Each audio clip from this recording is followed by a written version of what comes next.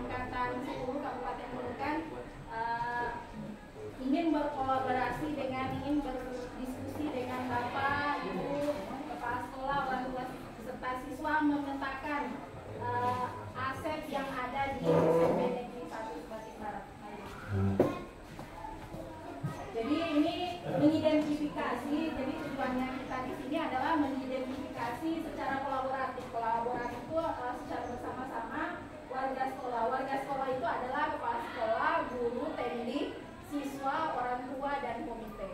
Itu semua adalah warga sekolah. Kemudian tentang kekuatan, aset itu adalah kekuatan kita.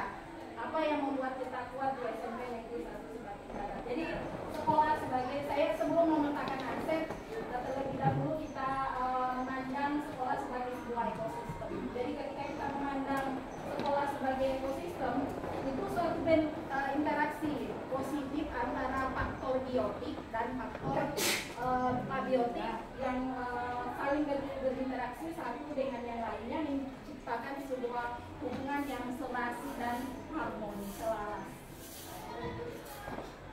Kemudian unsur biotiknya itu contoh, jadi ada murid, kepala sekolah, guru, pengawas, orang tua, masyarakat sekitar sekolah, dinas terkait, dan pemerintah daerah. Itu faktor biotik, faktor orang hidup. Itu adalah termasuk tumbuh-tumbuhan, sebenarnya itu faktor biotik. Semua makhluk hidup yang akan memperkuat sekolah itu faktor biotik.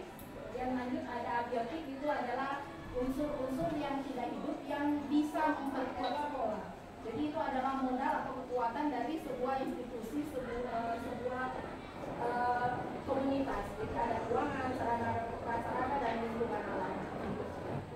Kemudian aset dalam sebuah komunitas. Jadi sebagai komunitas, sekolah dapat memanfaatkan sumber daya yang dimiliki seperti komunitas pada umumnya. Pemanfaatan sumber daya ini dapat memanfaatkan konsep yang digunakan pada pendekatan pengembangan sekolah berbasis aset. Jadi kalau sering kita mendengar Pak Ihsan, dia bilang ABCD itu kan, jadi kita itu memandang sesuatu itu berdasarkan aset yang kita miliki. Aset based thinking. Jadi bukan defisit based thinking. Kalau defisit itu selalu kita mencari apa yang salah. Tapi kalau misalnya aset itu jangan cari kekurangan yang ada pada kita, tapi cari apa yang lebih dari kita. Kelebihan itu yang kita kembangkan, jangan lihat kekurangan kita. Karena setiap sesuatu itu, baik orang, baik semua komunitas itu pasti punya celah, pasti punya kekurangan. Maka kita jangan fokus dengan memperbaiki kekurangan, tetapi fokuslah bagaimana mengembangkan kekuasaan atau modal yang kita miliki. Kita lanjut. Kemudian menurut Green dan Keynes tahun 2016 itu ada 7 aset utama sebuah komunitas. Karena tadi kita sudah mengatakan bahwa sekolah itu adalah sebuah komunitas, yaitu ada aset manusia, ada sosial, politik, agama dan budaya, fisik, lingkungan alam, dan finansial. Itu menurut Green dan Keynes. Lanjut. Nah, yang pertama kita ini aset atau modal manusia itu adalah sumber daya manusia yang berkualitas. Investasi pada sumber daya menjadi sangat penting yang berhubungan dengan kesehatan, pendidikan, kesejahteraan, dan harga diri seseorang. Itu adalah aset manusia. Nah, kalau kita kembali ke sekolah, contoh aset kita di sekolah adalah ada kepala sekolah, ada guru, ada orang tua.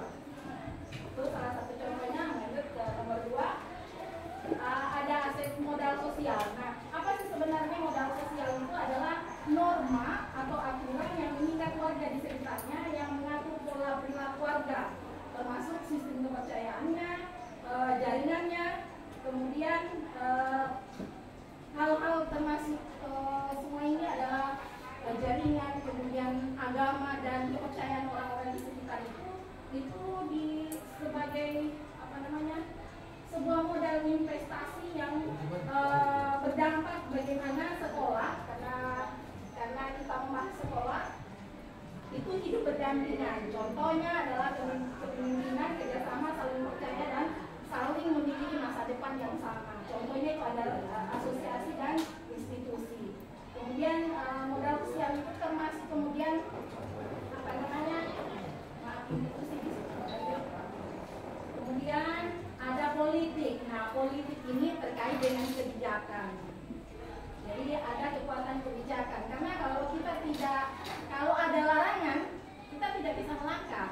Misalnya dalam sebuah sekolah kita dilarang memakai apa, menggunakan apa, maka program tidak akan jalan kalau kita tidak punya aset politik, kita tidak punya dukungan dari baik itu kepala sekolah, dukungan dari orang tua, itu tidak akan jalan sebuah program. Kemudian contohnya itu adalah kepala sekolah punya kewenangan yang dimilikinya, menggunakan kewenangannya untuk kebijakan-kebijakan yang mengakomodir kepentingan sekolah. Kemudian yang keempat itu ada politik. Berulang. Kemudian modal agama. Nah, agama itu sistem perilaku yang mendasar dan berfungsi mengintegrasikan perilaku individu dalam sebuah komunitas. Jadi agama itu sangat merupakan sebuah aset atau modal yang dimiliki oleh sekolah kita. Termasuk kemudian budaya yang ada di sekitar kita, budaya yang dimiliki oleh orang tua, budaya yang ada pada anak-anak. Itu semua adalah sebuah aset dan bagaimana kita mengembangkannya. Nah, contoh di situ adalah ritual keagamaan. Contoh yang di sini kan bisa kita itu ada majelis akad yang bisa sebenarnya kita manfaatkan sebagai sebuah pembelajaran yang berpihak pada anak. Kemudian fisik. Kalau fisik itu ada dua, bangunan lokal atau misalnya melakukan laboratorium, ruang pertemuan dan pelatihan. Kemudian infrastruktur atau sarana mulai dari saluran pembuangan, air bersih, mesin, jalur komunikasi, sarana pendukung pembelajaran, itu semua termasuk modal fisik. Jadi yang terbentuk. Contoh bangunan kantor, itu semua fisik. Lanjut. Kemudian ada lingkungan alam. Lingkungan alam itu adalah segala potensi yang ada di sekitar kita, baik yang belum diolah maupun yang sudah diolah dan mempunyai nilai ekonomi dan dalam upaya kita dalam pelestarian alam dan juga kenyamanan hidup. Itu modal lingkungan terdiri dari bumi, udara yang bersih, laut, taman, sungai, tumbuhan, hewan dan sebagainya. Itu adalah aset lingkungan. Lanjut. Kemudian yang terakhir itu adalah aset finansial. Kalau finansial itu dukungan keuangan. Jadi kalau kita di sekolah itu kan dengan jelas itu ada bosrek dan ini. Pada dasarnya masih banyak lagi. Itu yang nanti kita akan petakan bersama. Setelah ini kita akan berdiskusi bersama memetakan 7 aset yang dimiliki oleh SMP Negeri 1 Sebatik Barat, dan saya harapkan kolaborasi dari Bapak-bapak, Ibu sekalian, Ibu Wakil, kemudian anak-anakku sekalian, serta Bapak dan Ibu yang terhormat, untuk kita memetakan apa sih sebenarnya yang dimiliki oleh SMP Negeri 1 Sebatik Barat. Nah, kita dimasuk sesi diskusi. Jadi contoh aset manusia, modal manusia. Apa kalau saya contohkan di situ guru, kita memiliki guru. Terus ada jumlahnya 17. Kemudian kualifikasinya S1 pendidikan. Nah, mungkin melalui kesempatan ini kita petakan selain guru apalagi modal manusia yang dimiliki oleh SMP 1 Sebatik Barat. Ada ini tenaga kependidikan, boleh dibantu. Tenaga kependidikan, siswa. Oke.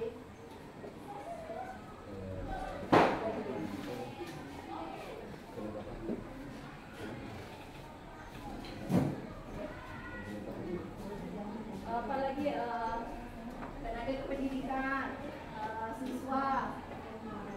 Ada lagi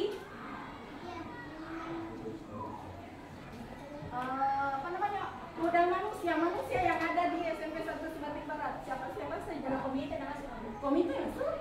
Oke. Komite.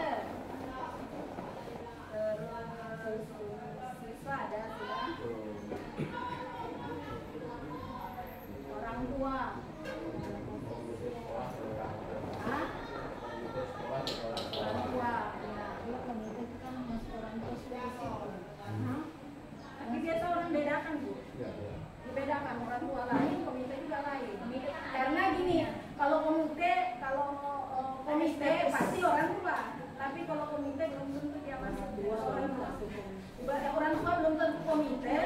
Tapi kalau komite sudah pasti orang tua siswa.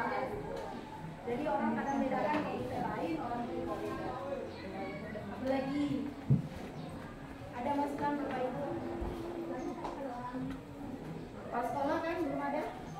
Sekolah. Iya, penjaga sekolah.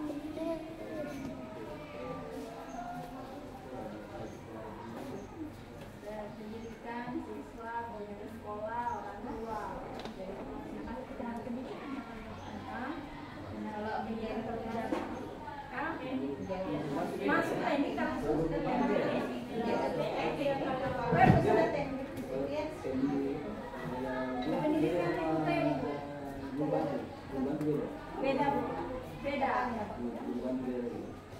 Kalau teknika itu kalau bahasa dulunya itu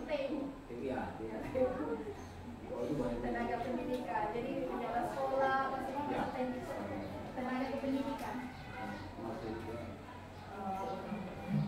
Lagi kepala sekolah 1 orang, tenaga pendidikan berapa, siswa berapa, nanti kita ini kan, nanti kita cari datanya. Kemudian lanjut, cukup itu ya. Lanjut kita ke yang kedua, aset yang kedua.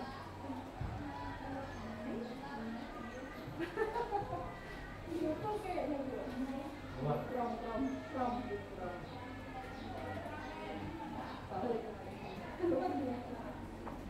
Beranda.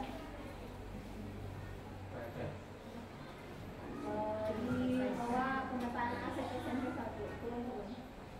Ada turun. Bukan pemetaan aset, ya itu. Pemetaan aset SMP 1. Ya.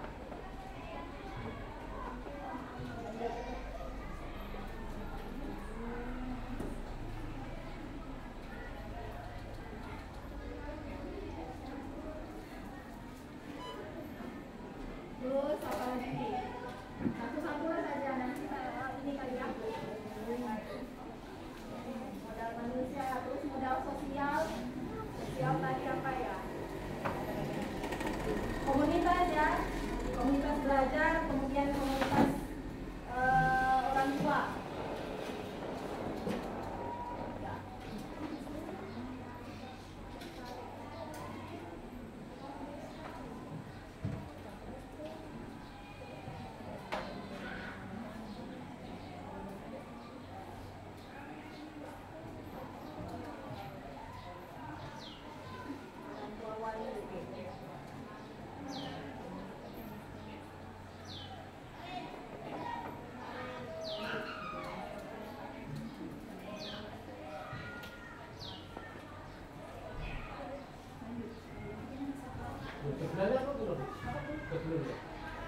Manusia.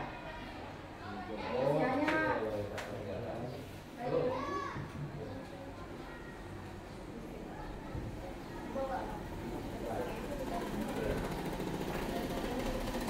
modal politik.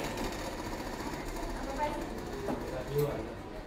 Kenapa yang bisa tuh lah? Masa sekolah kebijakan sekolah yang selalu pro kan? Nggak pernah jalan yang menolak kan? Ketika kita punya kegiatan.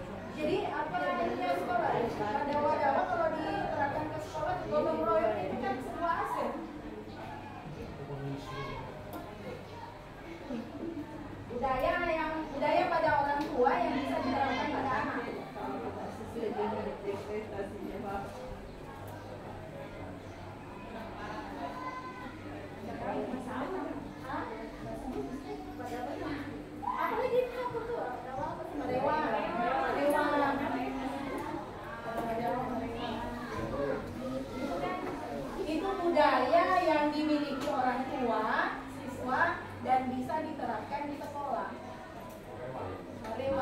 Jadi ketika kita membutuhkan orang tua kan tinggal budaya itu yang akan masuk ke sekolah.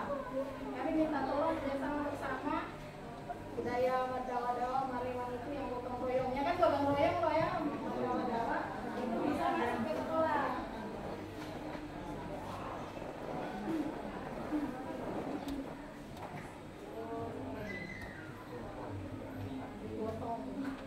Ada lagi lingkungan alam. Lapangan kita luas.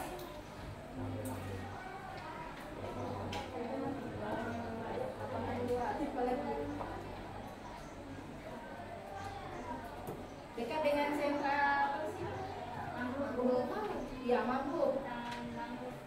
Dekat dengan mangrove. Nah, itu kan aset kita. Tinggal jalan kita ke sana langsung. Lapangan bola dekat. Ya masjid. Ada ibadah. Tempat ibadah ada.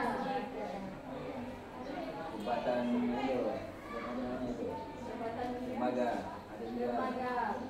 fisik ya. Fisik. Lingkungan. Lingkungan ya. Kalau fisik kan ada di sini bangunan. Hah? Laut yang luas.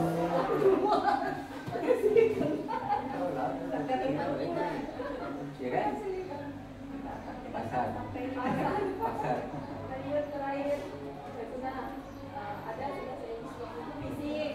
Jadi cuma ruang kelas 10 ruangan, kondisi ruangan 8 ruang baik 2 ruangan berguna inovasi. Yang baru, yang baru masuk. Oh 3.